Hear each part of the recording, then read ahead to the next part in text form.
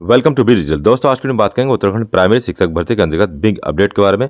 कब से काउंसलिंग होनी है, क्या क्या डॉक्यूमेंट आपको काउंसिल में लेके जाना है, इसके बारे में आपको कंप्लीट जानकारी देने का प्रयास करेंगे। उत्तराखंड में प्राइमरी भर्ती को लेकर एक महत्वपूर्ण आदेश जारी हुआ है और आदेश जो है देहरादून से जारी हुआ है सेवा में, और ये भेजा गया है जिला शिक्षा अधिकारी प्राइमरी शिक्षा उत्तराखंड को। ये भेजा गया है 1 अगस्त 2024 का ये आदेश है। सहायक अध्यापक प्राथमिक के रिक्त पदों पर किस तरीके से भर्ती करनी है, इसके बारे में जो आदेश देहरादून से आया है उसके बारे में आपको विस्तार से जानकारी देने का प्रयास करते हैं। इसमें बताया कि शिक्षकों की यथाशीघ्र उपलब्धता सुनिश्चित कराए जाने के हेतु माननीय शिक्षा मंत्री जी की अध्यक्षता में आयोजित विभागीय समीक्षा बैठक में दिए गए निर्देशों के क्रम में दिनांक 10/8/2024 को अभ्यर्थियों की प्रत्येक जनपद में काउंसलिंग संपादित कराए जाने की निर्देश दिए गए हैं।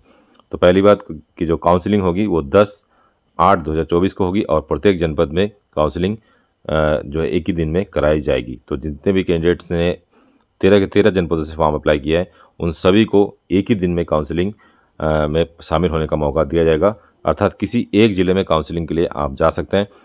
इसके बाद इस लेटर में कहा गया कि उक्त के संबंध में आप भी कि एक अभ्यर्थी द्वारा एक से अधिक जनपदों के लिए आवेदन किया गया है तथा आवेदन के सापेक्ष प्रत्येक जनपद की पात्रता सूची को प्रभावित करेंगे। तो जितने भी कैंडिडेट ने एक से अधिक के जिले में आवेदन किया है वो जो है हर जिले की मेरिट लिस्ट को प्रभावित करेंगे।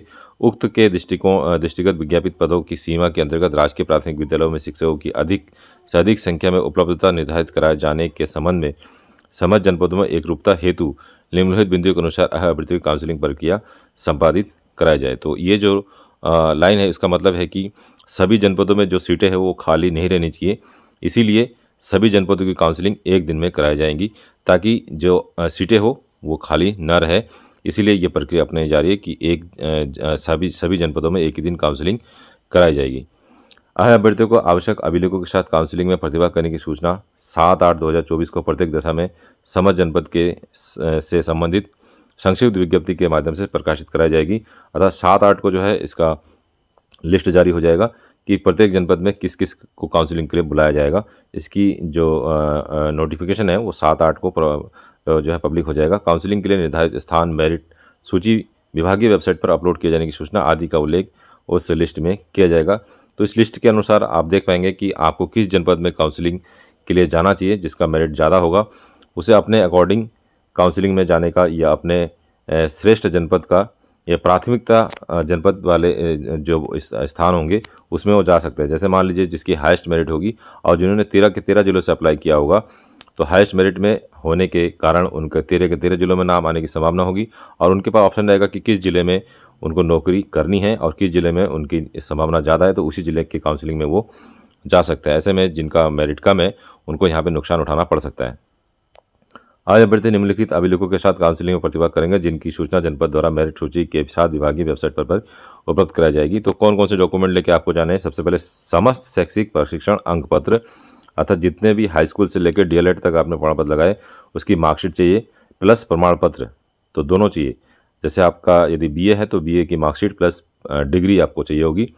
यदि आप डिग्री नहीं ले जाते तो काउंसलिंग से आपको बाहर किया जा सकता है। डिग्री के लिए आप प्रोविजनल डाउनलोड कर सकते हैं या फिर डिग्री आप प्रोविजनल रूप से यूनिवर्सिटी से भी ले सकते हैं। यदि आपने अभी तक डिग्री नहीं मंगाया तो जल्द से जल्द जितने भी दिन बचे 3-4 दिन इससे आप डिग्री मंगा लीजिएगा। सहायक अध्यापक पात्रता परीक्षा अंक पत्र एवं प्रमाण पत्र, तो अंक पत्र सह प्रमाण पत्र जो टीटी का है ये आपको मिल जाएगा। स्थायी निवास प्रमाण पत्र सभी के पास होना चाहिए।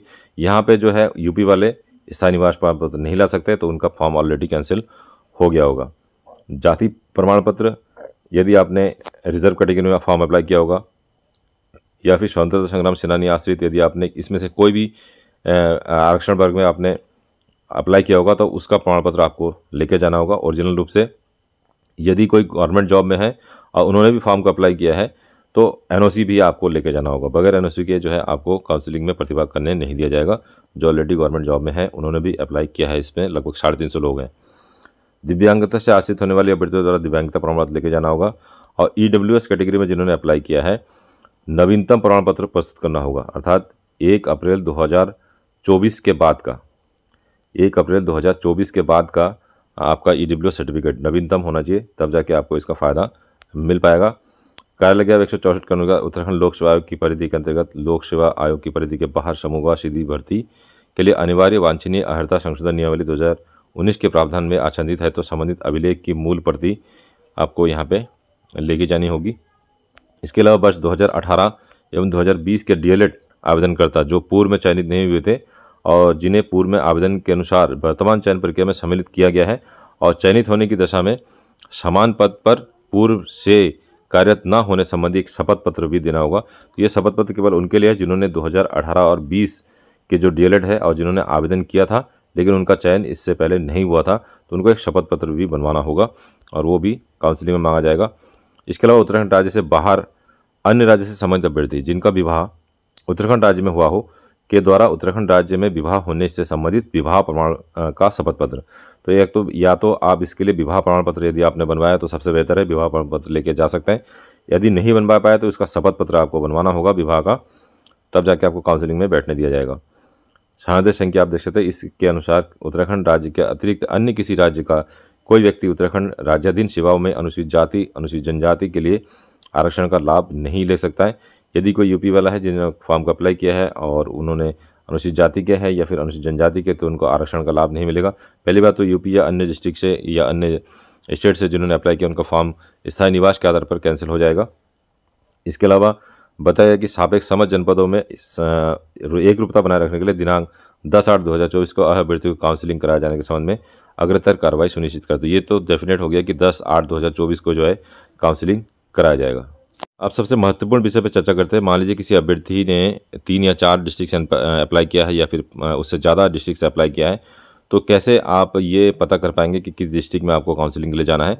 उसके लिए जो लिस्ट 7 तारीख को अपलोड किया जाएगा उस लिस्ट का आपको गहनता से अध्ययन करना होगा और संबंधित जनपद में जितनी भी सीटें हैं उस सीटों के बारे में आपको जानकारी होनी चाहिए कि कितनी सीटें जनरल में है, कितनी रिजर्व कैटेगरी में है और आपके जो काउंसिलिंग में जो है आपका नंबर है कितना नंबर है, क्रम संख्या आपका क्या है। तो उस हिसाब से जब आप कैलकुलेशन करेंगे तो आपको आइडिया लग जाएगा कि किस ज़िले में आपका नंबर आ सकता है।